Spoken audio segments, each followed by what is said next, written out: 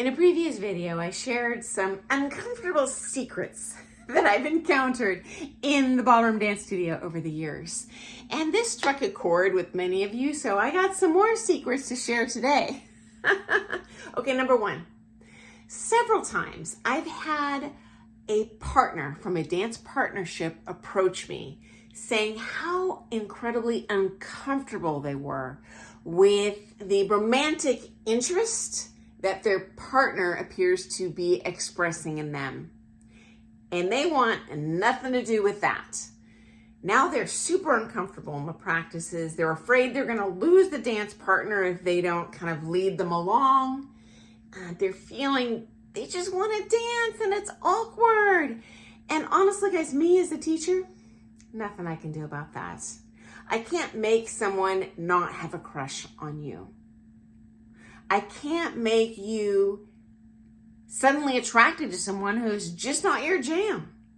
And now I'm uncomfortable in the dance lessons and I'm like, oh my gosh, I just wish everyone here was on the same page and knew what was going on and we could proceed ahead happily, but that's never what's happened.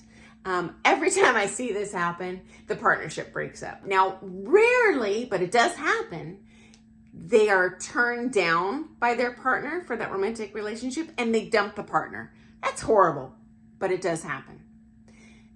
Second, more common result is the unrequited love victim who's just like, ooh, icky. They end up dumping the partner that's attracted to them just because they don't want to have the confrontation. And the lessons are uncomfortable. The practices are very uncomfortable when they're alone, and it just doesn't work.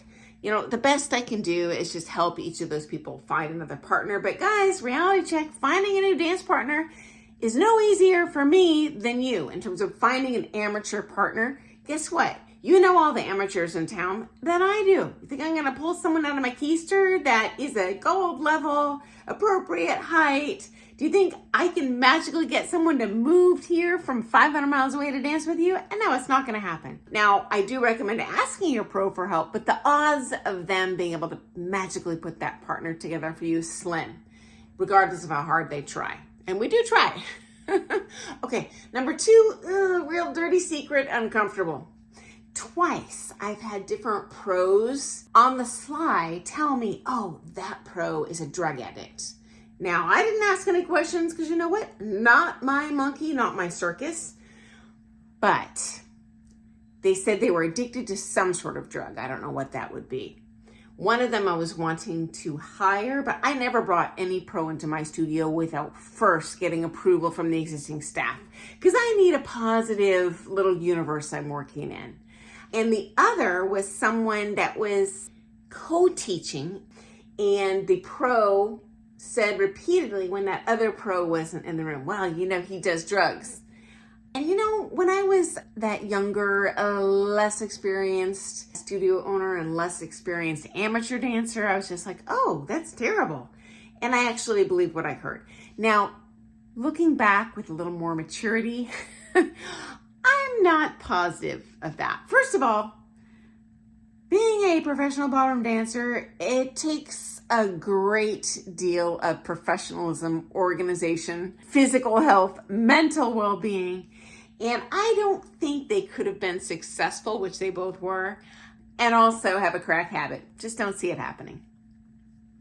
Number two, in both cases, these pros that were spreading these rumors were competitors with that other person. Not necessarily competitors on the comp floor, but competitors in terms of teaching in the same area. So they're kind of fighting over the same students. Honestly, looking back, I can't help but wonder if they were just afraid they were gonna lose students to this person. So let me beat them behind the knees and no one's gonna take lessons from them kind of thing. I don't know. I can't read minds. I don't know what's actually going on, but I can say this. When you hear a rumor, don't necessarily believe it. Assess, can there maybe be a motive here? Have I seen evidence myself? If you question if someone's doing drugs or something else bad, instead of gossiping about it, personally, I would meet with that person privately. Hey, I think blah, blah, blah, blah, blah. Not because of some rumor you heard, but something you saw. Is this true?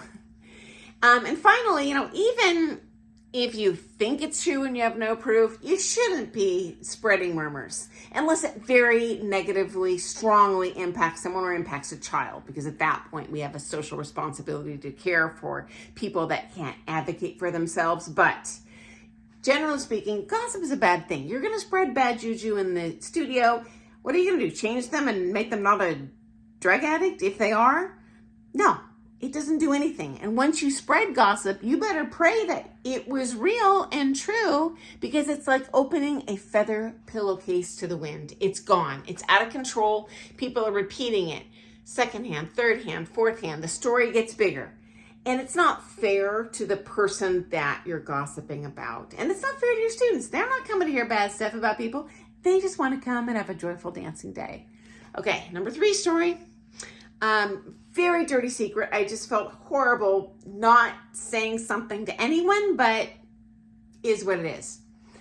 I had a phone call from an anonymous person who claimed to be the friend of a dancer, who said one of our teachers had an inappropriate relationship with their friend when that friend was underage. The friend was now of legal age of consent by quite a bit. And they said, you need to get rid of this student, and you need to, and they said, you need to fire this person. You need to know what's going on. And this is the kind of person they are. Mind you, I have no proof. And this is a phone call. This could be some creeper ex-girlfriend or boyfriend jealous, or who knows? I don't know who it is. But because a child possibly could have been involved in this, I was like, have you called the police? And they said no, because this person doesn't want me to. This particular teacher was a very successful dancer, powerful politically in the dance world, a very popular judge, and they don't want it to hurt their dance career. Because at this point, this person was turning pro now and kind of didn't want to make enemies, which I do get, but I was like, well, someone needs to call the police. And I'm like, oh, no, don't say a word. They don't want me to. And I'm like, okay, click. Okay, you can bet your bottom dollar I'm on the horn to the police. I'm not going to have some child predator in my town at all. Someone needs to know what's going on, because there are more kids constantly coming through the ranks, right? And this person's a teacher. They have access to kids. So I do call the police. And I was like, I don't even know if I should be calling you. I don't know how to handle this, but it's just not a secret that I think is appropriate for me to keep, because it involves kids, possibly. Or maybe it's nothing. Maybe it's a stalker. I don't know. And they said, you know what? You did the exact right thing. We have 2 full-time investigators in our department who do nothing but research these child predator issues. And I'm like, okay, this is not a major town, guys. So parents, I'm not trying to scare you, but be scared. This tells me that this sort of thing can happen anywhere. Okay. Yes. Including your dance studio. And so they came to the studio, these 2 investigators, and interviewed me extensively. 2 hours. And they researched in this other location where this teacher was now teaching. And they talked to all parties involved, including the alleged victim.